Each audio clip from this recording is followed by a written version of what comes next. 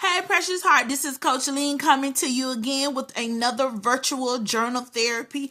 I am always excited to be able to present you with something that's going to help you articulate and express how it is that you're truly feeling, and also help you master the areas that you are striving to overcome. Join me. Today's topic is letting God define my next chapter. Let's take a listen. There was a time when I tried to write every detail of my story, forcing timelines, planning outcomes, and attaching peace to things going my way. I thought faith meant having vision and control at the same time. But healing taught me that peace doesn't come from knowing every detail. It comes from trusting every step. Letting God define my next chapter required me to surrender my pen. It meant admitting that I didn't have to know what was coming as long as I knew who was guiding me. The moment I stopped striving to predict, I started learning to receive. I used to fear change because it came without clarity. I would cling to what was familiar, even when it no longer fit, simply because the unknown felt unsafe. But when God began rewriting my story, He reminded me that endings are not failures. They're transitions. Every closed door was a rejection. It was redirection. I realized that if I kept trying to write chapters He was never in, I'll keep rereading pain that was meant to pass. Healing showed me that surrender doesn't mean I've lost control. It means I've given control to the one who sees the entire book, not just the page I'm on. Letting God define my next chapter also meant releasing my obsession with speed. I used to equate movement with progress, but God's timing has its own rhythm. Steady, intentional, and always on purpose. The chapters He writes aren't rushed, they're refined. The waiting seasons that once frustrated me are now the very seasons I thank Him for, because that's where He built my wisdom, patience, and discernment. I learned that the next chapter can't open if I'm still grieving the last one. Closure isn't always an event. Sometimes it's simply a decision. The moment you stop trying to edit what's already been redeemed. Now I walk lighter because I trust deeper. I no longer need to control every detail to feel secure. I wake up with peace, not pressure, knowing that whatever this next chapter holds, it's been filtered through His love.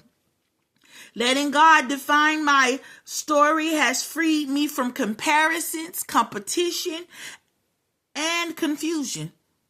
I've stopped asking, when will it happen? And start praying, however you write it, let it glorify you. That's true surrender. Trusting that the story He's writing is better than the one I was clinging to. If you're reading this or listening, I want you to release the pen. Let God be the author again. You don't have to fear what's next. You just have to trust who's next to you. The same grace that carried you through your last chapter will carry you into your next one. You don't need to know how it ends to rest in the fact that it's going to be good. The story of your life is still unfolding, people. And every new page is an opportunity for beauty to arise from what once felt broken. Let go. Breathe. Trust the author. Because when God writes the story, every chapter Even the hard ones will end in victory.